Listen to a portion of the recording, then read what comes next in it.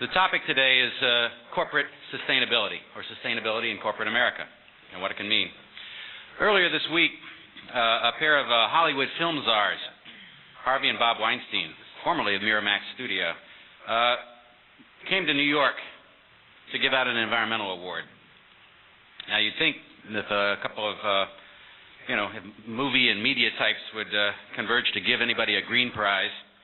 It might be Al Gore, the force behind this year's surprisingly successful film, An Inconvenient Truth. The honoree, however, was none other than Lee Scott, CEO of Walmart Stores, the world's largest retailer. The Weinsteins hailed Scott as a great role model for those of us who care about the environment. In case anyone's been asleep lately, businesses, big and small, are going green, embracing sustainability as a corporate ethic, pledging to use renewable energy, reduce or eliminate waste, vowing to buy or sell organic foods. We've all seen the nature-drenched TV commercials and the slick print ads. We've heard declarations before that we're all environmentalists. Is this more of the same? Or, to coin an old slogan of a major soft drink company, is this the real thing? One thing's for sure, as Nancy stepped on my line a little bit, as Ben Cohen, co-founder of Ben & Jerry's, said at our welcoming speech Wednesday night, business has become the most powerful force in society. Not government, not religion. So if there's a transformation going on in corporate boardrooms, we journalists, we chroniclers of the first rough cut of history, need to sit up and take notice. This is a story that has gotten more attention in the business press than among environmental journalists. But that needs to change. So, are corporate CEOs undergoing some kind of conversion experience? Or are they simply responding to what their customers, the public, are demanding? Will it last? Can they do good and still make a profit? In the end, even if it is sincere, will it be enough? We've assembled a terrific panel here today to help us understand a little bit more about why and how corporations are embracing sustainability, and to mull what difference it may make. With us are, and this is in alphabetical order, Linda Fisher, Vice President and Chief Sustainability Officer for DuPont, former EPA official. Dean Kamen, founder and president of Deka Research and Development Corporation, an inventor, an entrepreneur. You may be familiar with one of his inventions, the Segway. Bill McKibben, journalist and author. One of the first books, if not the first, on the threat of global warming, the end of nature. He's put a lot of reporting and thought into what it means to live sustainably on this planet. Andrew Rubin, Vice President, Corporate Strategy and Sustainability from Walmart Stores. And Jeff Seabright, Vice President of Environment and Water, Coca-Cola. You'll find speaker bios in your conference packet. I urge you to look them up later and find out more about who they are and where they're coming from. So let me start looking way down the table. Andy, you're up.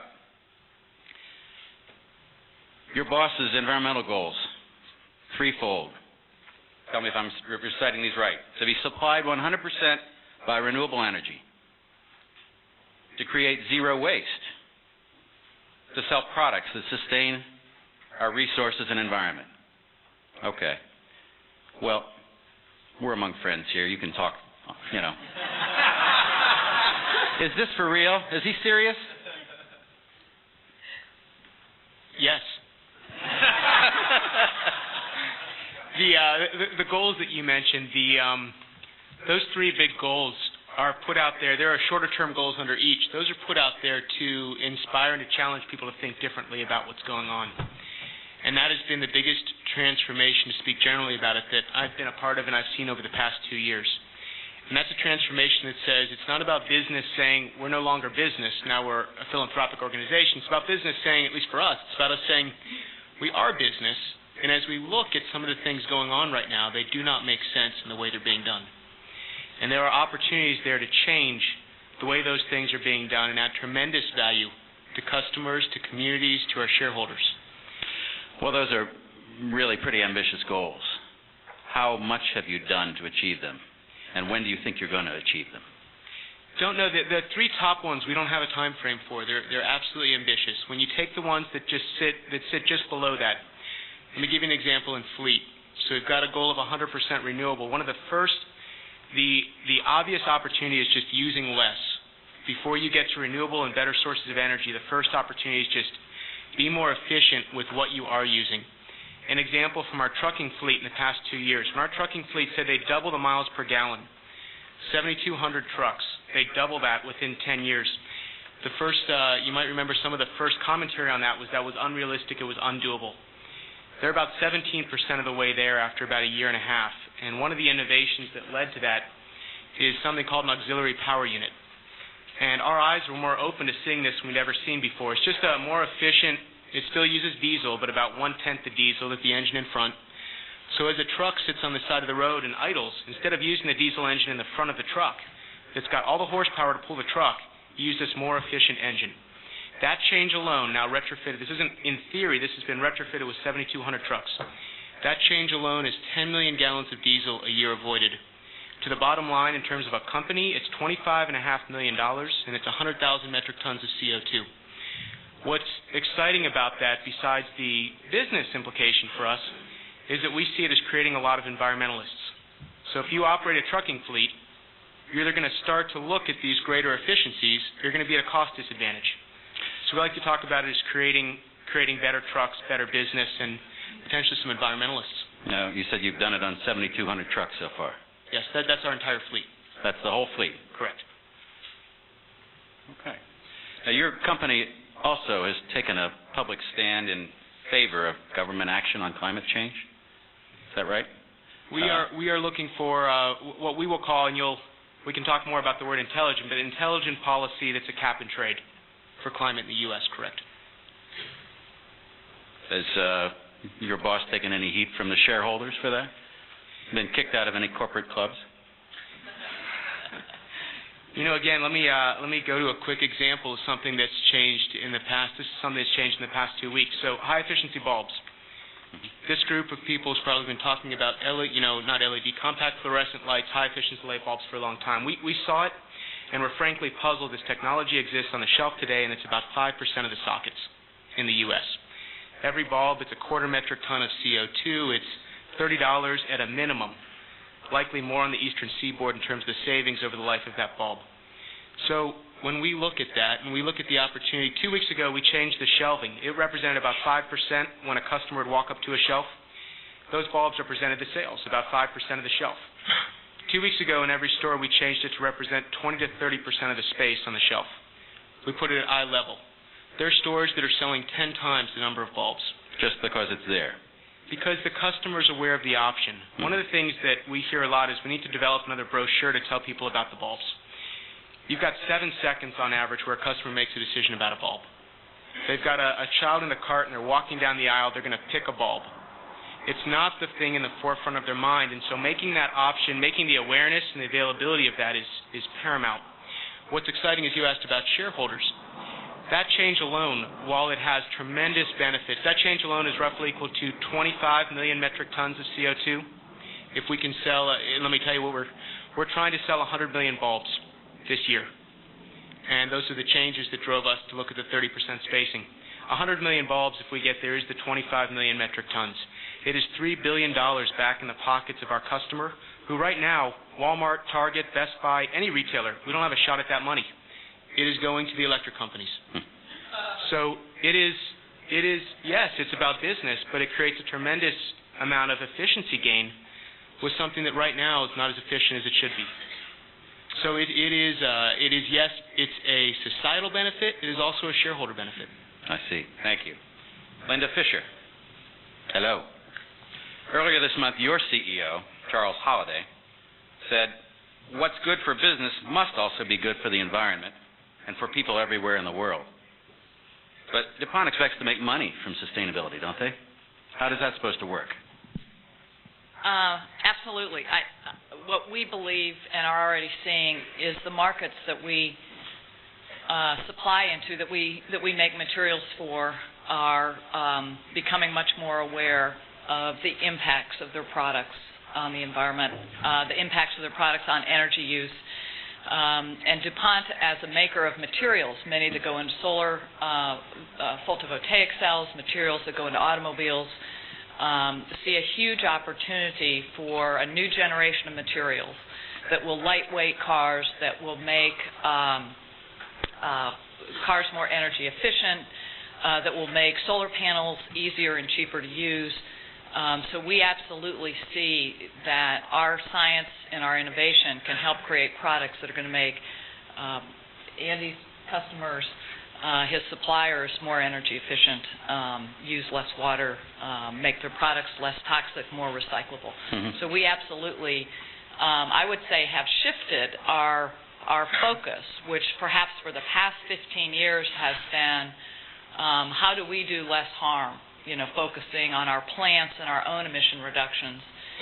We're going to keep our eye on that, but what our new goals represent is a mindset shift, perhaps, to the fact that the market absolutely is there if you have the right products. And the market pull-through for more energy efficient, for alternative fuels, for chemicals made from corn sugars as opposed to petroleum, that there is a market, and customers are, particularly if they provide better function, are going to pay for it. So we see it as a complement to our past, which is focusing on our footprint reduction, but we really see it as a growth strategy for the future. Well, on the footprint reduction side, your company's committed to reducing energy consumption and increasing use of renewables to 10%, I guess, of your total by 2010, right? For renewables. Yeah. Why not more? I mean, Walmart's promising 100%. I know. I'm very impressed. You're trying to up the ante here. You can commit some more today. We're just among friends, It's interesting. DuPont in 2000 said that by 2010 it wanted to get 10% of our own energy from renewable resources. Our CEO has shared with me that that is our one goal that his comrades, his fellow CEOs in the chemical industry have asked him to step back from. Really? Which is kind of an interesting thing, which makes him all the more emboldened. Why not more? Well, we're not going to stop at 10%. I mean, we set goals that we think are stretch goals that will send signals internally. Frequently, our sustainability goals are as much signals to the internal employees and to our own ambitions as a company as they are a signal externally. But the renewable energy, it's actually been a challenging one. We've gotten 5%, 5.5% to 6% of our energy. We still have more to go, and because part of the commitment was that we would only do it where it was cost efficient.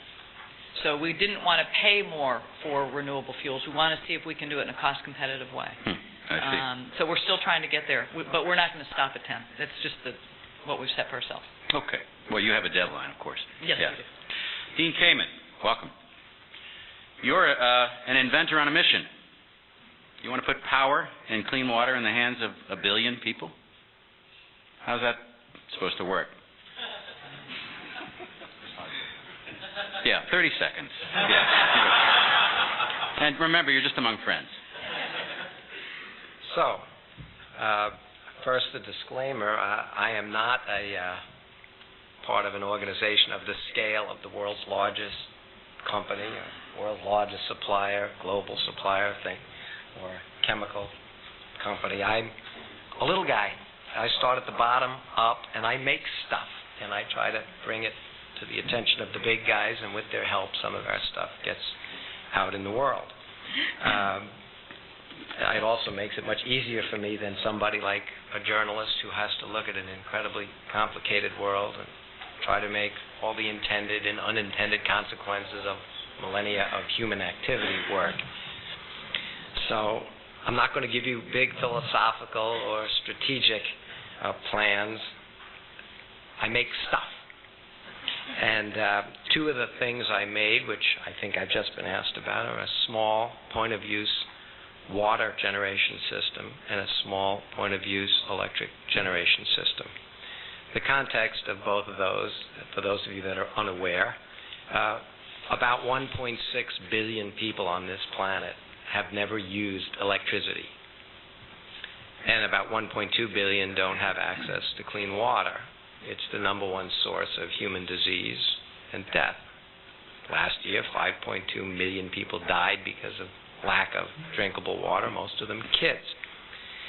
And I think most of the world's serious people that worry about these issues, electricity, poverty as a result of it, the water, the misery and health issues, tend to be giant organizations that start from the top down. In fact, water and power typically are more or less part of the infrastructure of large communities, countries, municipalities. You look at these populations, and somewhere near 1 billion of the people in each of them live in relatively small villages. The probability that our Western modern model of distribution lines and switching stations for power or big municipal water systems that can reach out to everybody, the model of each of those that's well entrenched in your heads is borderline ridiculous to assume that it could, in your lifetime or mine, get out to most of these people. And yet we spend decades and now somewhere near $1 trillion since the end of World War II to do that. So as a guy who makes stuff, I thought, why don't we make little boxes that could go directly into these villages and take any source of water, and I mean any source, a latrine, chemical waste, salt water from the ocean, any source of water, and make a box the size of a dorm room refrigerator. It has 2 hoses on it. One goes into the stuff that looks wet, and the other comes out, and it's not sort of potable. It meets the U.S. Pharmacopoeia standard for water for injection. And we said, if we're going to put a box out there, we can't send it with an epidemiologist, a microbiologist, an organic chemist, an internist to check all the water, to know whether, for this you need chlorine because it's got cryptosporidian bioburden. For this you need activated charcoal because it's like 1.5 million wells in India that have arsenic and heavy metals. For this you need osmosis membranes. We said these people don't have those resources. And they don't have, I'm sorry to tell you, a Walmart down the road to go get a new filter or a new chemical, and they may not have, not yet. Yeah. They're working on it. So we said this box has to sit there in the field, and our goal is 5 years of operation with no chemicals, no filters, no membranes, no disposables, nothing to use up.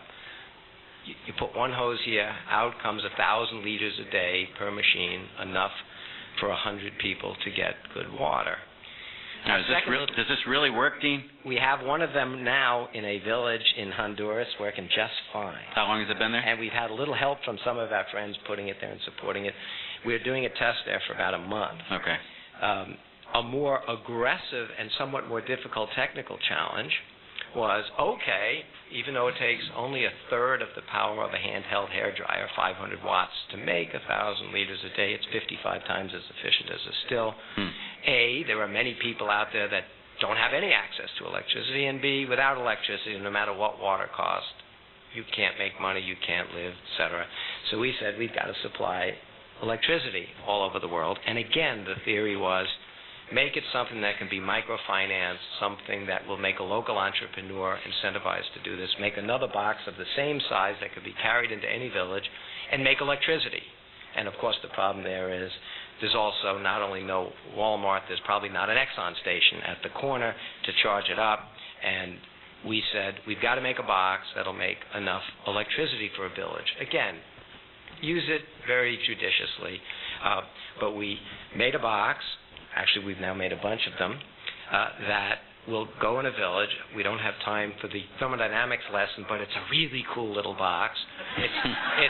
It's an external combustion device, so any source of heat. We never put fuel into it, so to speak. It's omnivorous. It will run on gasoline, diesel, Jet A, kerosene, corn oil, cow flops. And most of all, that we, for 24 weeks, around the clock, 24 hours a day, we have put 2 of these machines in Bangladesh. For all of you that may not be familiar, Bangladesh has 140 million people, and it is the size of Wisconsin. We went there to 2 villages that had never had any electricity. We plop down these 2 boxes. The very sophisticated fuel source for each of these boxes is a pit sitting next to them in about a cubic yard, about a meter by a meter by a meter, into which the local entrepreneur, their Mr. Exxon, throws in cow dung every day. And with nothing more sophisticated than the natural decomposition, there we get about 1.5 inches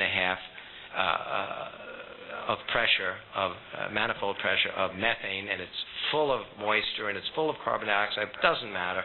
A tarp sitting over the pit, 4-inch hose comes out of it, goes to the top of our little Stirling cycle generator, and for 24 weeks, each of these villages has been entirely electrified by our boxes, and the only fuel they've consumed is cow dung.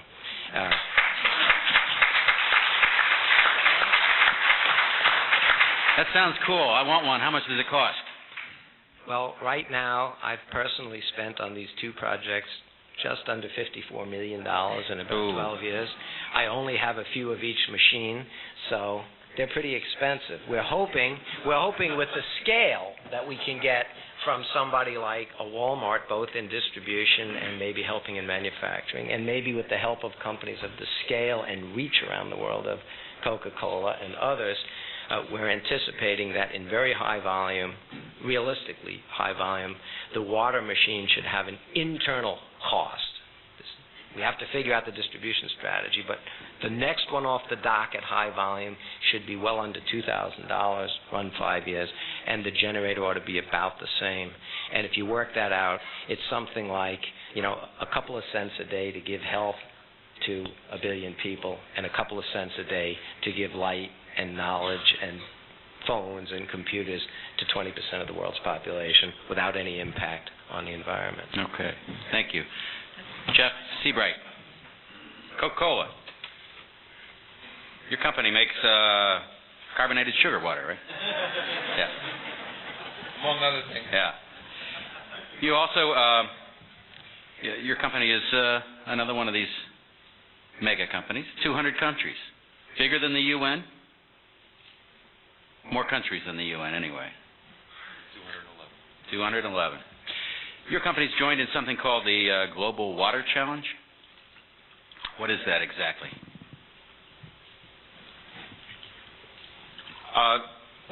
The Global Water Challenge is a new collaborative effort that we've helped get started just in the last year, that focuses on the subject that Dean has just talked about, which is the tragic fact that over 1 billion people on the planet lack access to safe drinking water, and as a result, it leads to it's one of the most preventable causes of death on the planet today, but it doesn't get much attention. Infectious disease in the public health debate gets a lot of attention. HIV/AIDS, malaria, very important, very critical issues, but safe drinking water has sort of become wallpaper, and people don't really get galvanized around taking action. People not like Dean Kamen, who's providing tremendous leadership on this. But how do we really address that challenge? Because it is a very big public health challenge and ties directly into the whole human development agenda. We began a dialogue last year with a range of NGOs, government agencies, foundations, and other businesses in the lead up to the World Water Forum in Mexico City, and including partners like Cargill, other companies like Procter & Gamble, foundations like the Gates Foundation, the United Nations Foundation, UNICEF, CARE, Millennium Water Alliance, Centers for CDC in Atlanta, and others. And collectively, we decided as a group that it was critical to put together a collaborative platform to really raise money and awareness and action around bringing safe drinking water around the world. And it's not about Coke, it's about the issue. But we were able to find some resources to help support the launch of this. The UN Foundation, Ted Turner's philanthropy, is providing the sort of the back office, if you will. And it's already generated over $12 million in projects in Kenya and elsewhere that are actively working on the ground to bring safe drinking water using some simple technologies, chlorine, small spigot containers, educating in schools around sanitation and hand washing. A lot of this is very basic stuff, and it just needs the political will to get done. Sound like you and Dean ought to talk. We have. We're working. Okay. Maybe some media pressure would. Any journalists out there? We're in the challenge mode, so if anybody wants to sign any pledge cards, we've got them here. Your company, takes a lot of water and energy to make drinks, and yet some of the places where you do business are a little short on water. So what do you do to sort of ensure that you don't aggravate the problem? How do you deal with all the water that you have to use to make your products? Well, water. We are a hydration company. We make Coca-Cola, but we also make a range of other products around the world, from sports drinks to juices to coffees, teas, water, and carbonated soft drinks. And really, we're a hydration company, so water is essential to our business. Without it, we don't have a business. And it's also a resource that is, under great stress around the world. It's not just the human dimension, which we just talked about, but also from an ecosystem perspective. I just saw an email last night. Apparently, in Shanghai, the Yangtze River flow is so low that saltwater intrusion reached the reservoirs for the city of Shanghai, posing some very serious challenges to that city, and that's just one example of many that you read about regularly every day. So the freshwater crisis, and it really is that around the world, is very serious.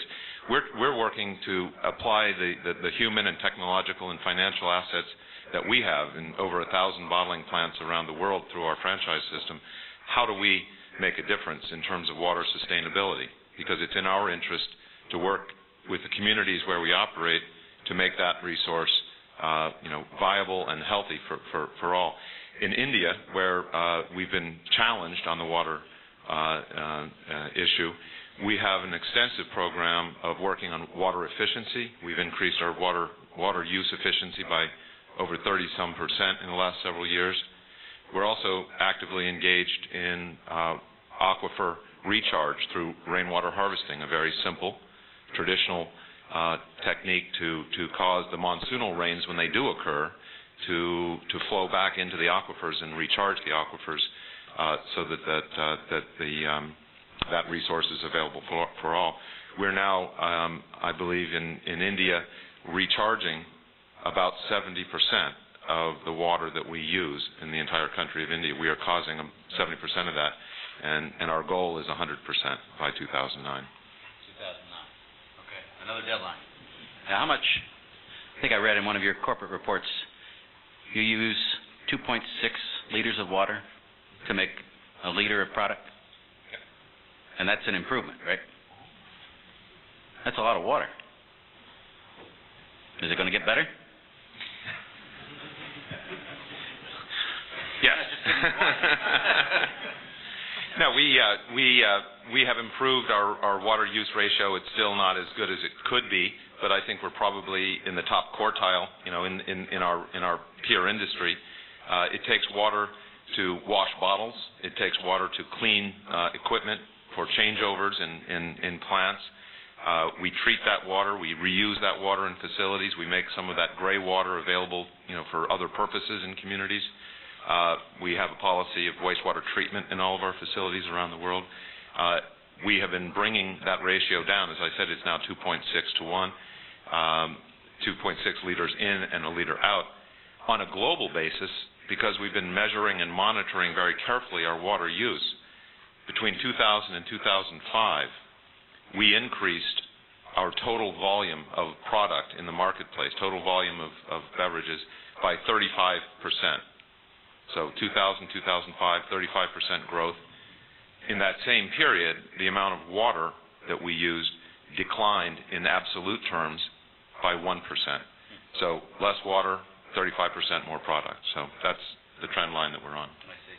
Now, tell me one thing. This is all very interesting, but what does this have to do with Coke smacking Pepsi down? How does this fit into the sort of the notion that you've got to make a profit and that you're in a intense global competition with other manufacturers of drinks?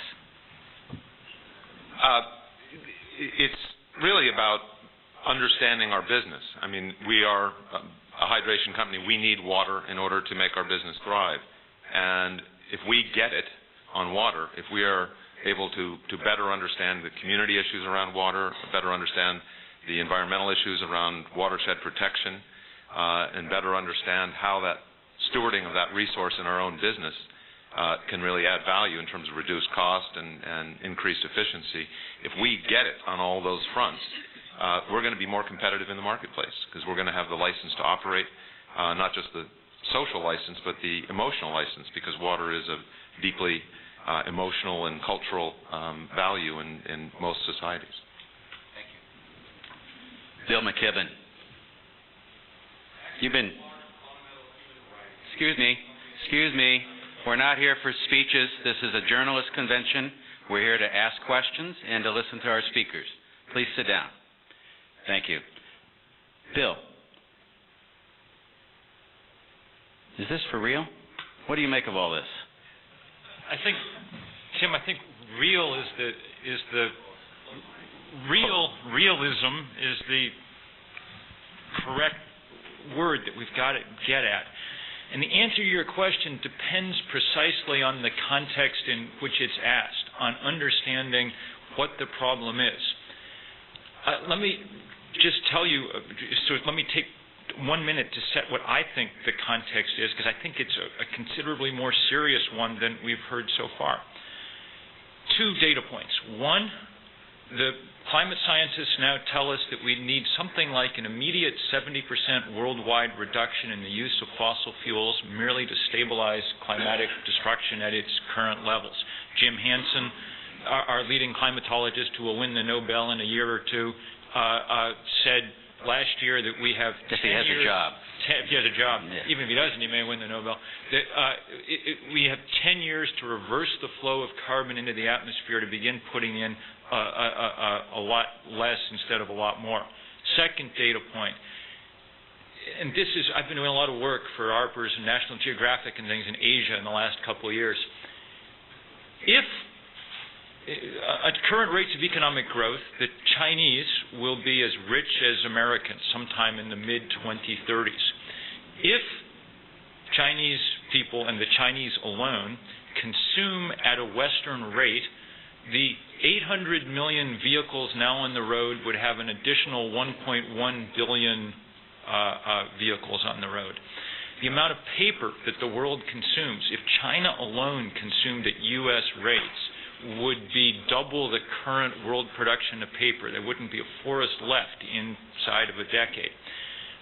The point of those 2 sets of data points is to say that the model that somehow we're going to take kind of the basic American middle-class, high-consumptive lifestyle, rejigger it to make it somewhat more efficient, and emerge fine is a fantasy, and a fantasy of a large order, I think.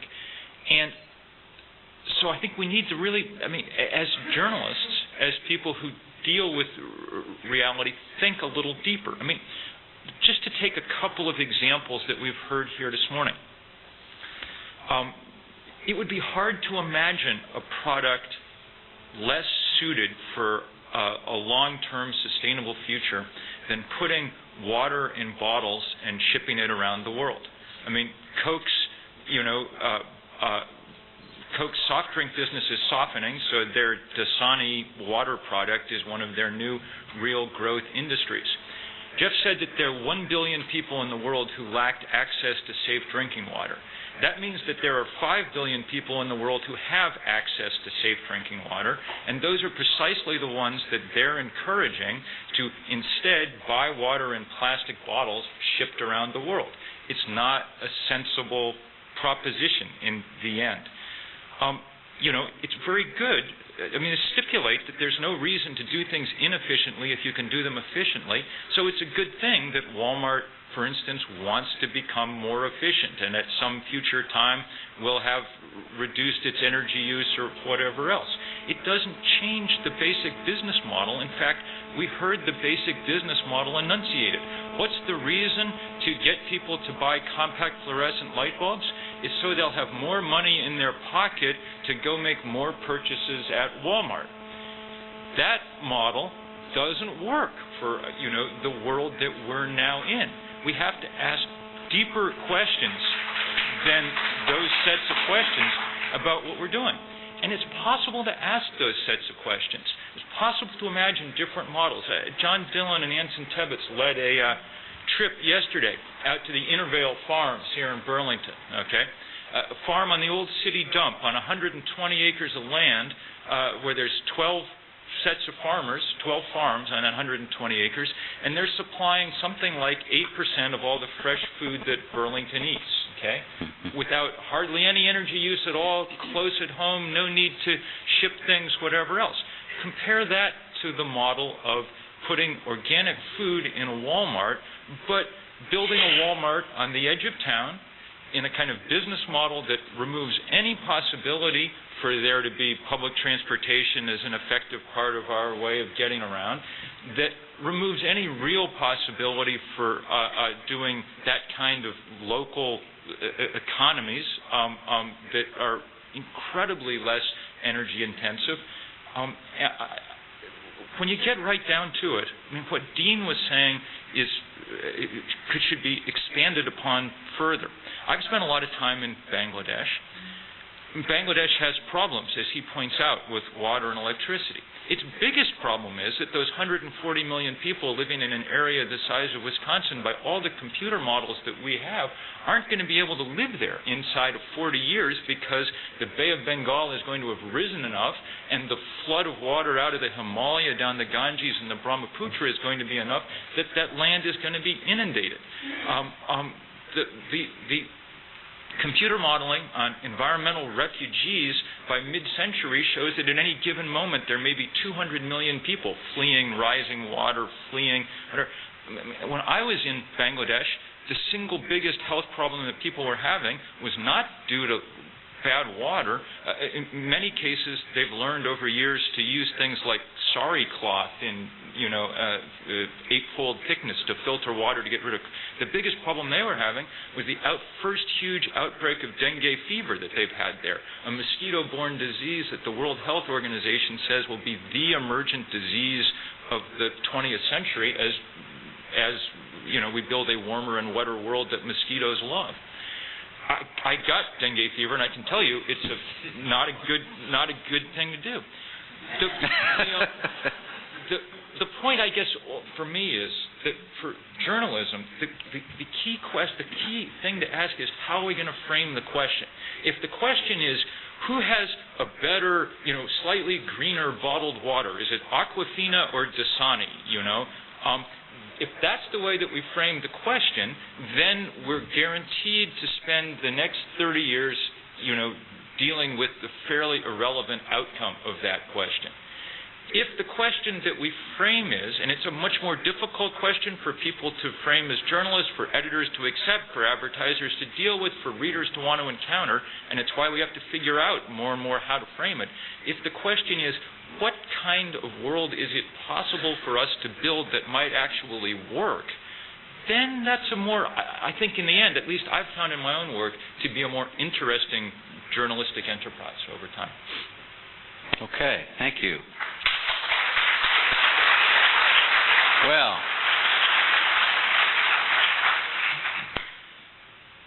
so I suppose we should invite the people that Bill mentioned to respond to his comments. Which bottled water should I be buying anyway? Well, I think the issue. Let me just first say, Dasani is not shipped around the world. Dasani is basically municipal water that is put through additional processes and has some salts added back to it, and so it is primarily a local product. It is not shipped, across vast distances. I think, bottled water exists in the market not as an alternative to tap water necessarily, but as an alternative. If you look at the statistics in terms of where consumers are moving, it's taking share away from other bottled beverages. So people are drinking more water and less carbonated soft drinks in some cases, or other kinds of products. It offers portability and convenience, which is something that consumers value, and we're in the business of addressing consumer desires. I think one of the additional benefits or aspects that one has to take in the equation. During the Hurricane Katrina, we were able to shift our bottling partners' production to away from other products to bottled water, and provided over 30 million bottled water, cases of bottled water or individual servings of bottled water to that disaster-stricken area. And it happens everywhere around the world when there's a disaster, whether it was the tsunami or the earthquake in South Asia. So I think those are some of the additional points that I would make. We probably, in fairness, ought to give Andy a crack at responding on the Walmart question. He raised the point. I mean, it's one I cover growth and development, and one of the big issues with development these days is dying downtowns, and there are a lot of folks who sort of in the smart growth field who feel like Walmart has contributed to sprawl by building big stores out in the cornfields and in the suburbs, and that's contributing to air pollution and water pollution and loss of open space. How is that sustainable, Andy? Well, a few comments. Number one, in terms of where we are today, we see more opportunity for things that we're trying, whether they're mixed use, whether they are the model that we have. Think of rural Iowa. I think sometimes there's a misconception that this is out in pristine farmland as opposed to being where there are customers who actually want to shop. It is about one of the worst business moves in the world to invest fixed capital into a building that no one is around. And so, in a town where people have less access to things, people might drive between towns to access that merchandise. Typically, they do not make daily or often trips, and it cuts out quite a bit of other travel they might have made to multiple places. But Tim, if I can, I'd like to, aside from the formats, I feel like there's something more fundamental that, Bill, that you raised about, and there are specific points we can talk about at anything that you raised, Bill, but fundamentally, just as one experience within a company in the past 2 years, as we talk about the situation we face as a global society and where that goes, I mean, it's scary. Anyone who is aware of what's going on right now is, I would say just about everybody is scared when they truly understand what is going on. There's a question, though, in terms of, so what do you do about the situation that we sit in right here? As we talk to people about, take any example, take seafood, and we explain that, wow, we've really woken up, and we didn't realize that, and we do now, that 90% of the large stock seafood in the oceans is gone since 1950. Okay, so here we are. And beating people over the head with that doesn't necessarily change that 90% that's gone. Where we have seen the greatest movement, again, is just one example, to get people engaged, to better understand the world they live in, the world they're a part of, is not that, hey, it's gone, it's what can we start doing? So do we think that we're actually going to address energy through compact fluorescent light bulbs? No. The question is, are we better off with 25 million metric tons less of CO2 in the atmosphere, or are we better off ignoring that and saying, let's find the end solution? And the answer needs to be both. There is no reason that you cannot do one without the other. And if we're actually going to move this, I believe it requires initial action, and it's important not just in actually creating change, but it's important in engaging more people into a discussion that involves everybody on the planet in terms of where we go. And the way that we've seen the most involvement is when people get engaged that, there are things that I can change in my life. It's not a spectator sport. I am part of the planet. I can drink out of a reusable mug. I can do things differently. And it does not save where we are going or change it dramatically, but it allows people to get engaged. And that information has made all the difference, at least in the one case example that I'm living through right now. Linda, you want to comment? Yeah, I wanted to react to some of the stuff that Bill said. I think that the asking the right questions is very important, and I absolutely believe in the role not just of journalists and academics, but others, to constantly raise the question of where are we going. You opened it at the beginning, I wrote it down, is what we are doing enough? And the answer is always probably going to be no. It isn't enough. We have to do more. But at least inside DuPont, the question that we have asked is, what is our role in making change? Given the technology we have, given the science we have, given the markets we play in, and we have made conscious choices already to divest out of certain industries and invest into others because we think, given the way the world's going, there's better opportunity for our shareholders and we can add and work towards better solutions. But I think, when you look at our sustainability goals, they are a start. They are a start for us. They are, I think, directionally correct. I think if we were here in 5 years, they will look different because we will have learned a lot, okay? They are not out there to say we will solve all the world's problems. They are out there to put a strategy in place for our company of how we think we can bring shareholder value in a way that will bring societal benefits. They are starts. If we can make solar cells cheaper, more efficient, and easier for people to install, that will not solve the energy problem. It probably will not have much impact on the citizens of Bangladesh, but it is a contribution. And from our perspective, we're willing to say we want to head in that direction. We're not saying it is the answer. We're not saying it is enough. We are not saying that we should stop when we've reached this set of goals. It is the direction that we want to take our growth strategy. We think it's good for our company. We think it's good for society. And we also think that we will know so much more in 5 years about how to build better solar, better building materials to make homes more energy efficient than we do today. That we'll look in the rearview mirror and say, nice at the time, but really not particularly ambitious. So again, I think your question of is it enough is something the journalists should always be asking us, and we should always be trying to respond and address. But we're not there yet. We are directionally headed, and I think the right place. But it is not the total answer, the B answer. I see. Bill, you want to jump in? Yeah, I think that's exactly the right point. And in fact, I have great admiration for a lot of the things that DuPont in particular has been doing, and I've written and talked a lot about its energy stuff over the last few years, and over the sort of new technologies that, like some of the stuff Dean is talking about, potentially represent breakout possibilities that might change the equation in some particular way.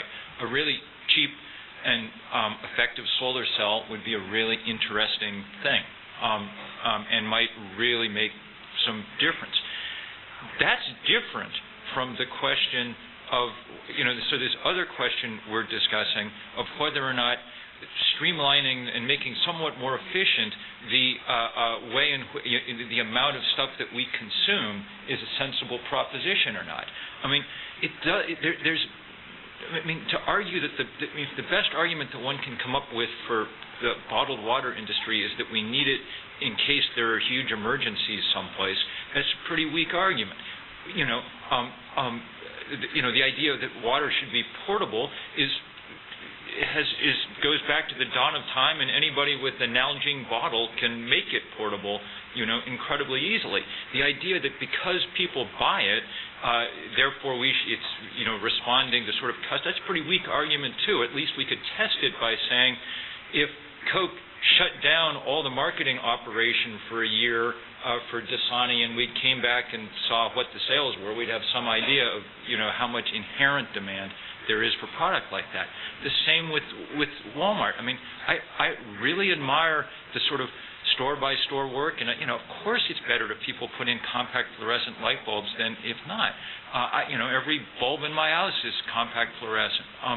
The point is that a model that assumes that we should buy more stuff all the time, that we should take the money that we've saved from running compact fluorescent light bulbs and go buy the next increment of stuff from Walmart, isn't a model that works.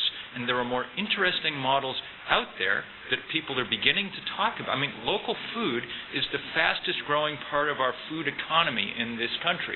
It's not big yet compared to Walmart, but it's growing 10, 11, 12% a year. To figure out real possibilities like that and then figure out the kind of public policy that would champion them, not the public policy that responds, say, to Cargill or Coca-Cola, the world's biggest consumers of corn syrup and hence the world's biggest supporters of the ruinous farm subsidies that have turned America into a kind of corn and soybean plantation, but instead a sort of subsidy policy that made it much more likely that we build very quickly in the sort of time we need to build it, local agricultural infrastructure to supply food that people want close to home.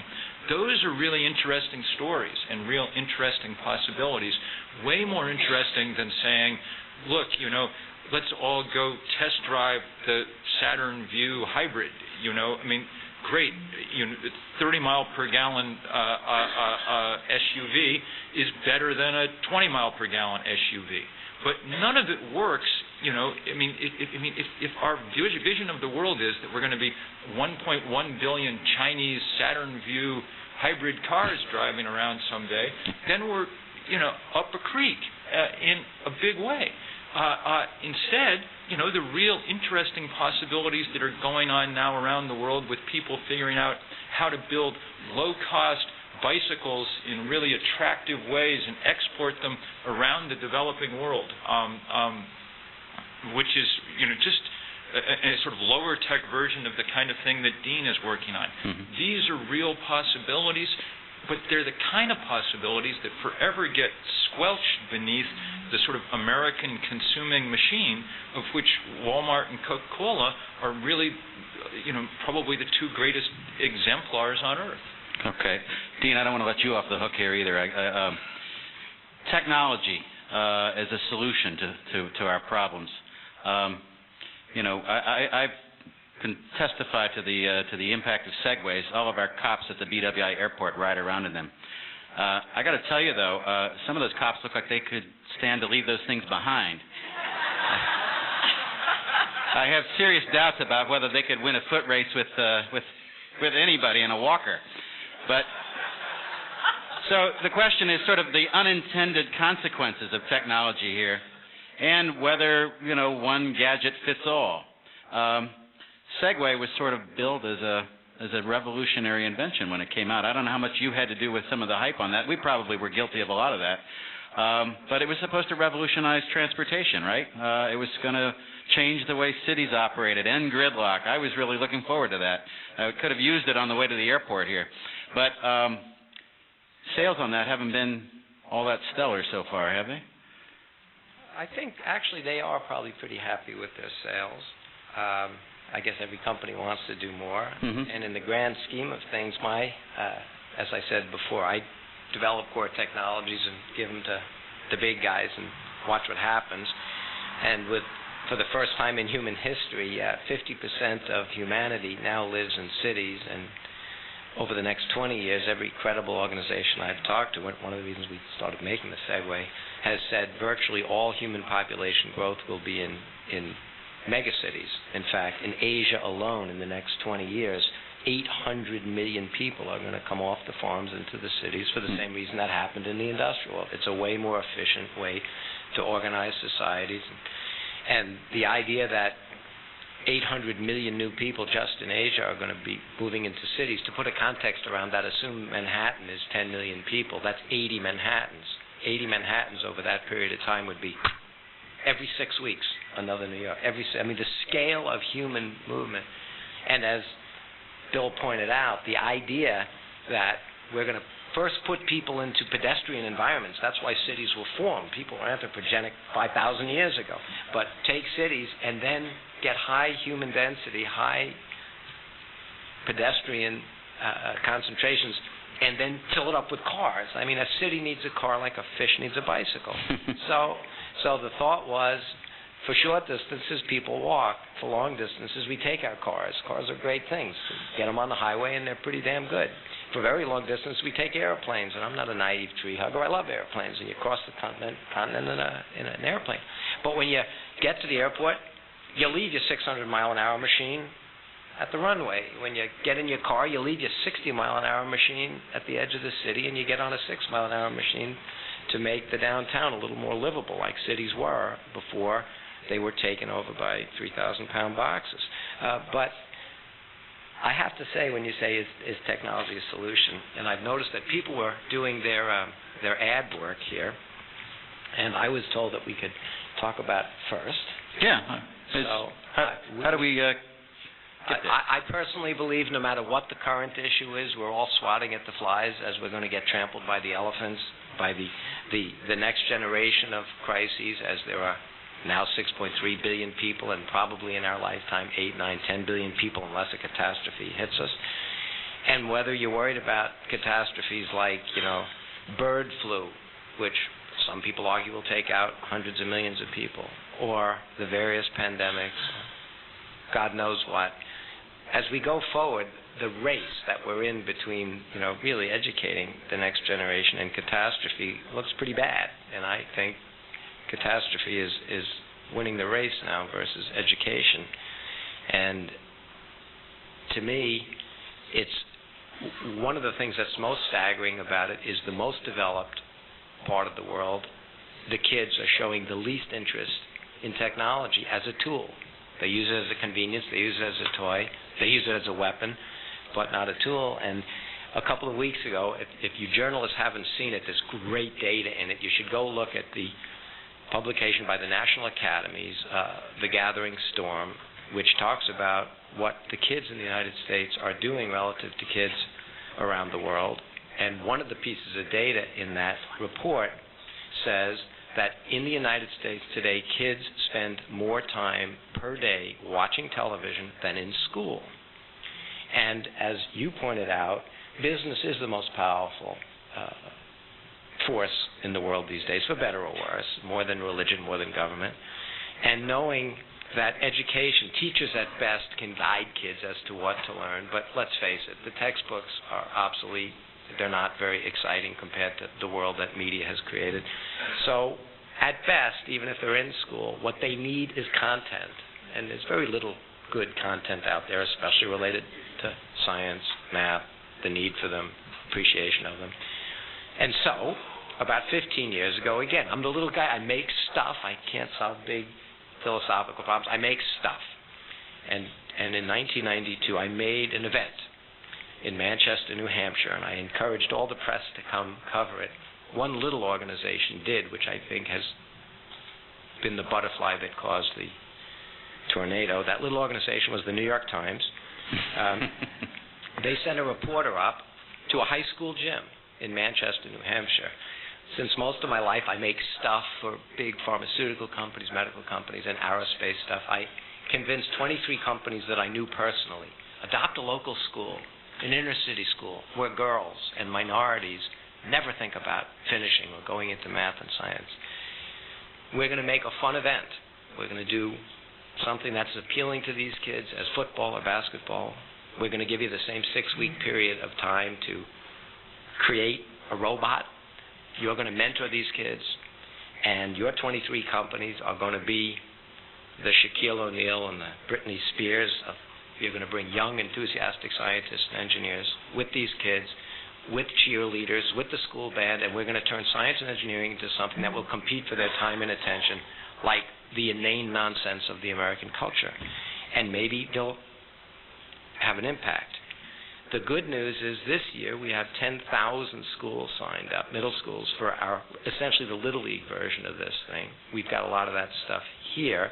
And each year there's a theme for the Little League version. This year it's nanotech. But for all of you people, next year's theme, 10,000 schools are signed up to get the data, to get the curriculum, to do this stuff, and these kids love it. The theme is energy in the environment. And we used Lego bricks, and we build fields. From 3M builds us all our fields. We have tremendous, we have 1,300 corporate sponsors now. But we get almost no media attention. Okay. So this country is going to get what it deserves. And you people have to get to kids and make this stuff exciting. And you have to make it accessible. And you have to make them more interested in reading the first page than all the other nonsense. And if you don't do that, I don't know who's going to. All right. So you're on notice. In the shameless promotion realm, there's a table with information in the back from our panelists, and there is also a table explaining FIRST, Dean's educational program, so you can get ahead of the reporting next year out by the registration table. We're going to open it up now for questions from the audience. I know you've been dying to ask questions. We have a pair of mics up front. If you would please line up to them. We have a couple basic ground rules. I want everyone to please understand and honor these. The people who have priority to ask questions are SEJ members and working journalists. When I call on you, I want you to identify yourself and your affiliation, if you have one, and I want you to ask your question. I want everybody who wants to ask a question to have a chance to ask a question, so please make your questions to the point. No speeches. Thank you. And you're first. Very quick. Carl Rydell. I'm associated with a magazine in Vermont. I'm a professor emeritus of environmental policy at UVM. My question is, only one person mentioned public policy. And it seems to me that these corporations can only be effective if the ground rules are clear. And the United States has probably the poorest record on global environmental governance. And I'd like their opinion on would they find it easier if the rules were clearer from Washington? All right. Thank you. Anybody want to take a crack at that? All right, Linda, you're first up. Absolutely. A regulatory policy framework that levels the playing field and makes it clear where we're headed is a much easier world to operate in, to design into. If speaking specifically on climate change, we need to get there. We need to have that. I will also say, however... Speak into the mic if you can. Okay. Yeah. So I think in certain areas, many areas, you absolutely need a regulatory framework. It allows everybody to be more efficient in trying to get where we all need to go. I don't think regulation, however, is going to be the answer to everything. It absolutely has its place in forcing innovation, but there are places that I think innovation and technology are going to be better solutions than actually regulation. So I think we need a combination of both, but particularly in the area of climate and energy, we need more than we have now. Okay. Anybody else? All right, here. Check that mic. It doesn't seem to be on. Try again. Is it on now? Okay. Yeah. I'm Barbara Bernstein. I'm an independent radio producer in Portland, Oregon. And I want to address the Walmart concern. I feel like the Walmart representative sort of sidestepped the question that was asked about how sustainable Walmart really is. In Portland, you give an example in Iowa of placing it, I guess, between two towns in a cornfield, but that serves the needs of these people. In Portland, Walmart has tried in 4 different locations, actually 5 locations in the last couple of years, to place stores closer into Portland. Only one of them has so far not been stopped. 2 are withdrawn, 2 were turned down by the local communities. And these are not cornfields, but these are sites that are really contentious in the community because of environmental issues, because of traffic. A couple of them are areas that are being designated as transit-oriented development, and Walmart, I don't think, can honestly say that it is a model of transit-oriented development. So I'm wondering, how do you reconcile the kinds of greening that you're proclaiming corporately when you're still basically filling your store with products that are produced all around the world? You use huge energy costs to get these products to and from where they're being produced, and that they completely drive out the local producers, the farmers, the artisans, whoever would be making local products in the community, and also hurt the local economies by destroying the local downtowns. All right. Thank you. Andy? It's a tall order. If anyone, if anything I said indicated that this was not a journey, or that hey, we're here, we're waving our arms, everything's great, then that's not what I intended. This is absolutely a journey. This is a journey where there are so many things that we continue to learn, and if we stop learning those at any point, we'll be outcompeted, we'll be gone. Our mission in terms of what we focus on day to day is around the customer and the customer's lives.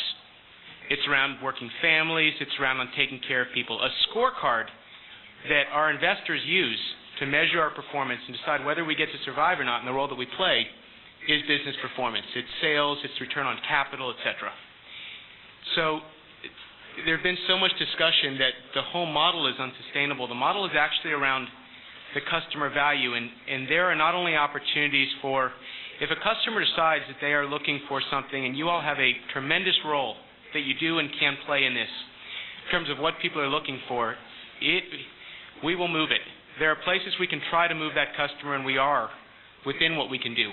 Regulation that someone just brought up is another place that has a great lever in terms of change.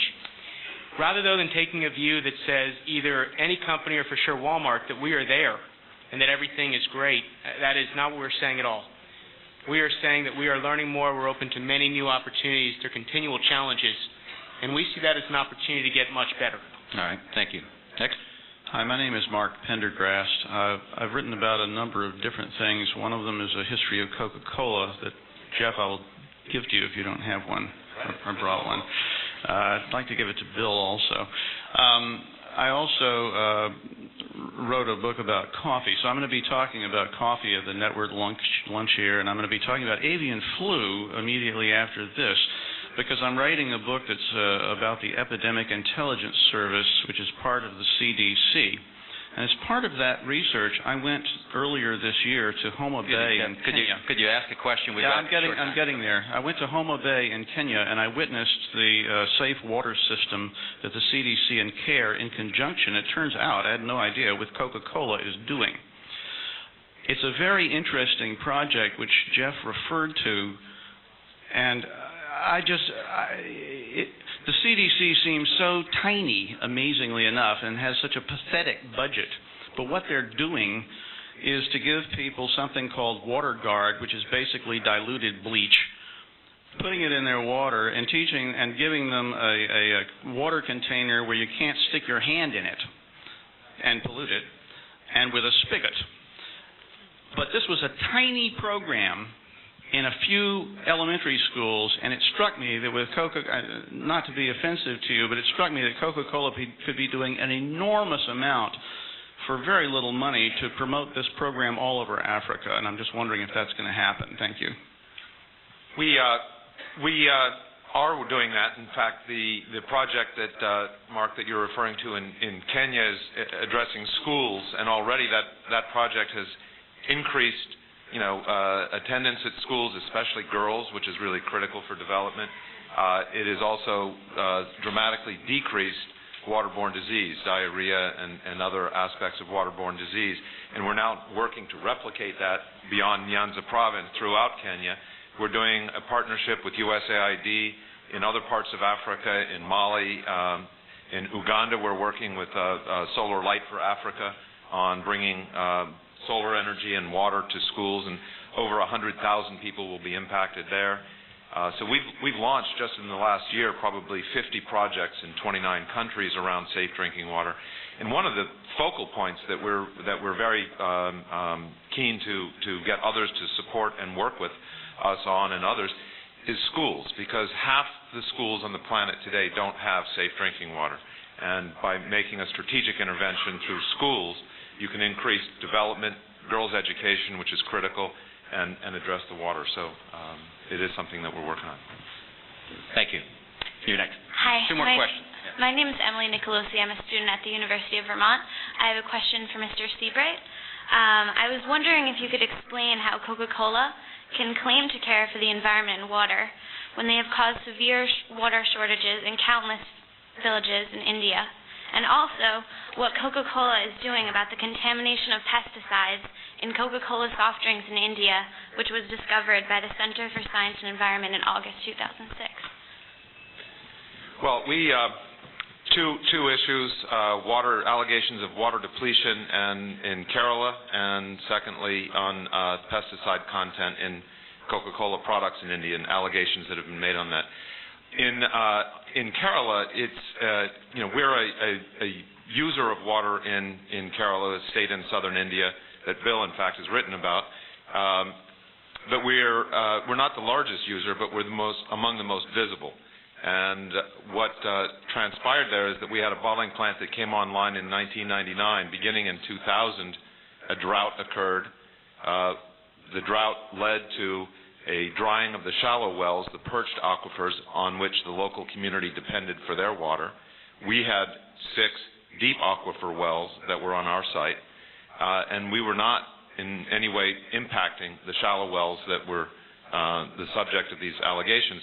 The case actually went to the High Court of Kerala, the Supreme Court, and they appointed an independent commission because they didn't understand the facts. And they appointed an independent commission of hydrogeologists and people from the Indian Institute of Technology, spent a year looking at the issue, and their conclusion was that Coca-Cola was not the cause of the groundwater depletion in Kerala. Right. And what about the village of Mediganj? I believe there was a recent study of water conditions in 8 villages within a 3-kilometer radius of Coca-Cola bottling plant in Mediganj, and they found that the number of wells had increased 7-fold since Coca-Cola commenced operations in the area, and on average, the water levels in the wells in the area had dropped 18 feet. India has a freshwater problem and a huge crisis, and we are doing what we can because we don't have an interest. We don't have an interest in drying the wells in the community where we operate. We employ people there. Those are Indian locals that are working in our bottling plants. They are often locally owned franchise bottlers of Coca-Cola. So, we're not jetting in from Atlanta sort of running an operation and hoping to deplete the resources that the community depends on. Quite the reverse. We have an interest in working with the community. Right. And what are you... I'm sorry, that's it. You had a follow-up. That's all we have time for. We're running a little late, so this is going to have to be our last question. I'm sorry. Go ahead. Good morning. My name is Keala Kelly, and I'm a freelance journalist from Hawaii. And I just want to say that one of the hardest stories I've ever reported on was what Walmart did to grave sites of Native Hawaiian people, Hawaiians who were dug up so that Walmart could put up its store.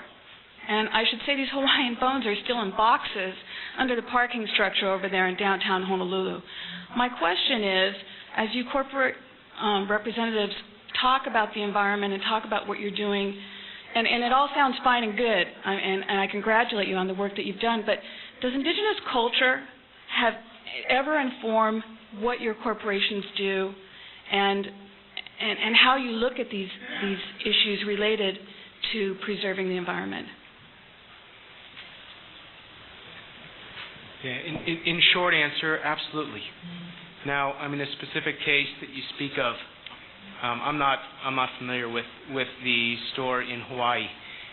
No matter we're talking about indigenous communities, we're talking about communities in general and the needs of a community, be it jobs in a community. Those are all things that we see as a business where there are opportunities. Business plays a role in that.